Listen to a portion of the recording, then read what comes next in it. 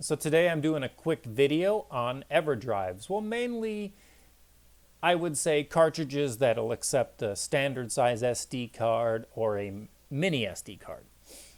And I have four here that I use probably, instead of using any cartridge, I usually use these. Various systems, I'll explain why for each system, because each system is kind of different here. Why would you want an SD cartridge? Well, the main thing is that you want to be able to play games and load any games you want. Now, this will work two ways, whether you're somebody who doesn't want to spend an arm and a leg on cartridges, physical cartridges. They're only getting more and more expensive, and depending on the system that you're dealing with, yeah, it can get pretty pricey. And another thing is, for the collecting crowd who doesn't want to actually swap out a cartridge in a system all the time because that wears the pins away, and getting replacement parts for that can sometimes be a little challenging, or in fact that the replacement parts aren't as good as the original parts. So mainly for cartridge systems, I suggest getting the EverDrive, or there's ones from Terra Onion. There's cheaper Chinese knockoffs like the UFO for the Super Nintendo, which I actually used to have two more SD cartridges, but I sold them along with the systems. One was the PC Engine, or TurboGrafx 16. I had the card for it, but I'd sold the system, and I didn't really like that cart, because you couldn't save any games on it, which I found was kind of defeated the purpose.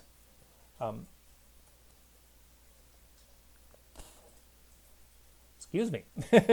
Got dust like flying all around. But I have four here. They're not all EverDrives. I got actually two EverDrives to go over, and then two that are kind of like the oddball ones. Let's go with the first one I bought for my Nintendo.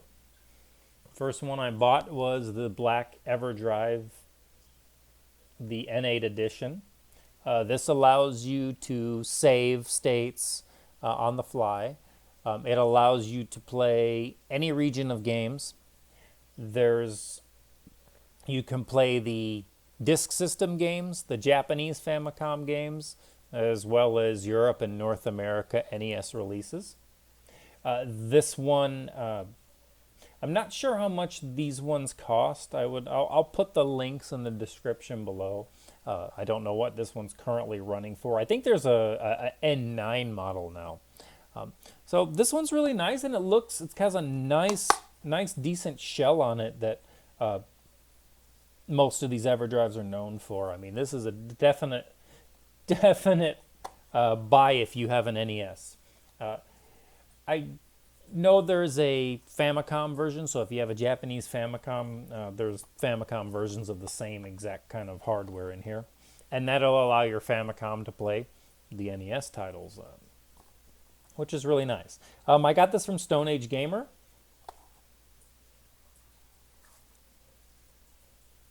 Yeah. It is funny how there's a Nintendo logo at the bottom with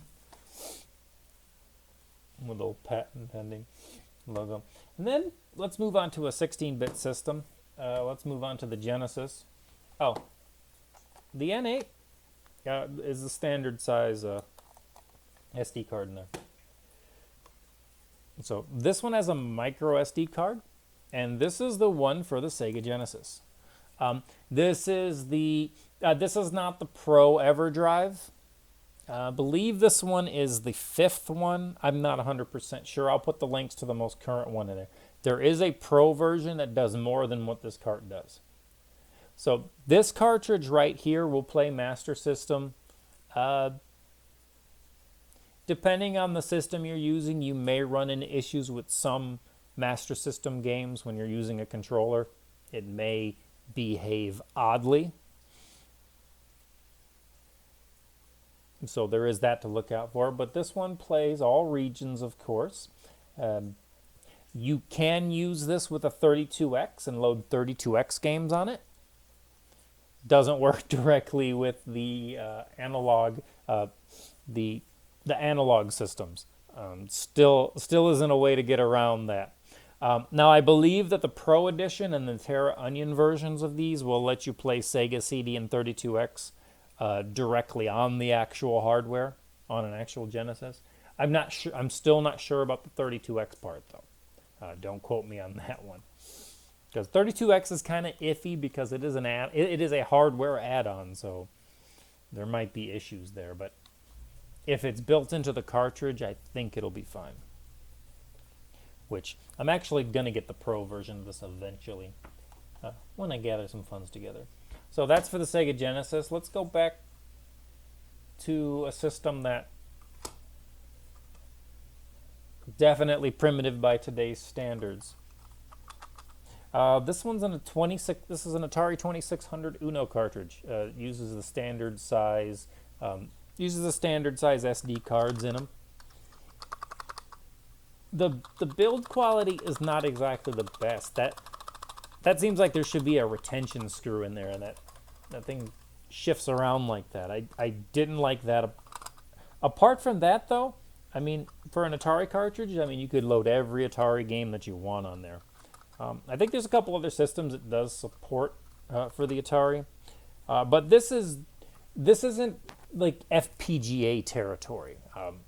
A lot of the newer cartridges are starting to become more of an FPGA. So this is still loading the cartridges through this SD card.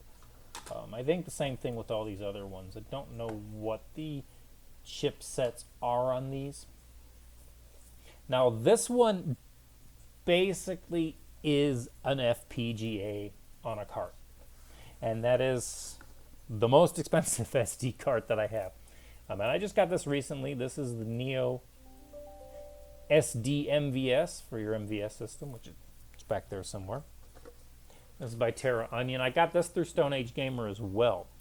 The reason, well, let me go ahead and open it up. This is the one I'm going to open up first here and kind of give you a tour of the cart, because there's something important I want to go over on this cart. And this is important for any NVS users, mainly this board right here where the cartridge faces you. This one already comes preset for the for a different mechanism. This one's actually preset. This would actually be perfectly preset for the arcade itself. So what I want to show you, I'm going to try not to open it up too much. See if I can get it open. So when you buy this cartridge, make sure you open it up and make sure this arrow is facing this way. If you have the standard top loaders, like that one over there, you need to change that direction and make sure that is forward. So yeah, I didn't want to open it up too much because it is kind of a pain to get closed again. Because it's a stupid plastic piece here that I'll deal with it afterwards. But there's a plastic piece here that keeps coming out when you open it. What that plastic piece is when you flip the card, you have the SD card here. So when you flip it, it mirrors it so that the SD card is in the right place on the other side. So I thought that was nice attention to detail. So if you do get this card, just make sure that you open it up. I know it's a pain. Be careful of the label on top. Make sure you open this one up and make sure that that arrow is pointing to the correct way on the system that you're running it on. I know on the AES version you don't have to worry about cracking the card open. Now, since I'm here, I'm going to open up a few of these, because the reason this Atari cart is so loose inside, which I'm going to fix that with some double stick tape. The reason it's so loose inside is that it's basically not supported by any kind of screw. Let me see. So I am wrong about the Atari one. Now the Atari one is basically It is also an FPGA. It's an ARM-based FPGA. But that's what the Atari one looks inside. Yeah, you see there's not many, like, this is a 3D printed Atari case, but there's not many places to really kind of hold the card in place. So that's why I'm gonna go this way. That's why you get a lot of wobbling in this cartridge. So I think some double stick tape, just a little tiny strand of double stick tape might actually do the trick. Probably put it where the need to find which part touches what. So there's that one. Let's go ahead and open this one. Yeah, I'm saving all the teardowns. I'm saving the teardowns for last. And I don't like putting stuff together back together on camera.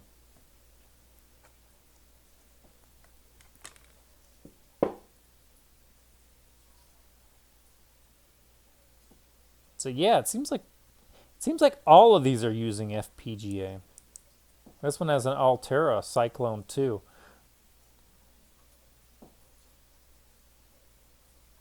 So that's the inside of that EverDrive right there. As you see on this side, it does have a battery for save states, which that's very important. It's kind of a smaller battery. And then let's go ahead and get the N8 open. Part of me wants to put in to make this Nintendo cart more authentic. Part of me wants to put the security screws in there. I don't know why. I just thought it'd be funny to put the security bits in there. Makes it harder for me to open, but all right.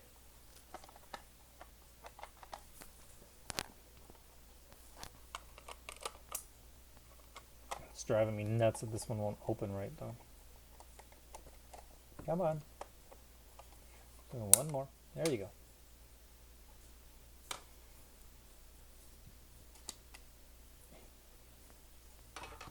Yeah, this one uses a Cyclone as well.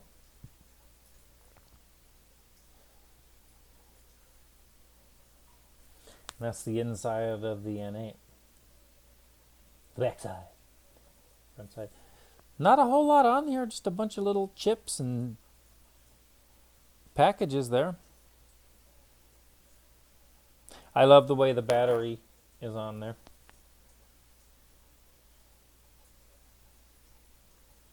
I'm going to have to clean these sometime.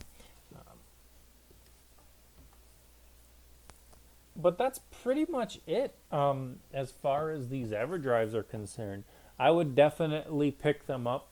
The most expensive one, like I said, the Neo Geo MVS and the AS cartridge, they're very expensive.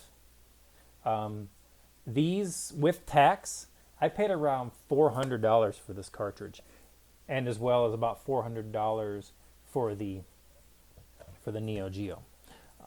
So it's not cheap. However, if you don't want to go on the flash card route, you could always get something like this for the Neo Geo. It's a bootleg cartridge. It's a 161 and 1. This was supposed to be Super Spy. I had a company making a ROM for me, or making a game for me, and they ended up accidentally sending me another multi-cart. And I have 2 of those damn things. So that is another option. You can get a multi-cart for about $70. However,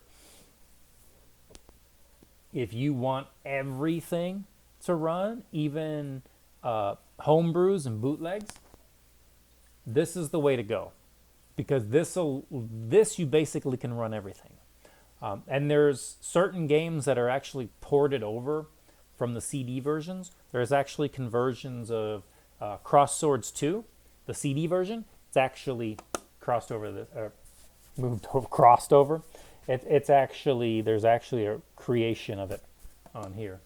Somebody went in, got it to work.